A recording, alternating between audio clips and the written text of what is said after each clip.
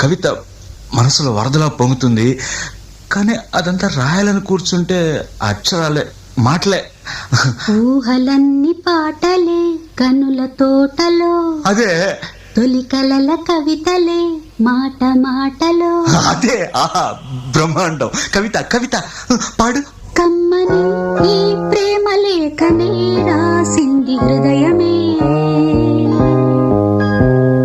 ప్రియతమా నీ వచట కుశలమా నే నిజట కుశలమే.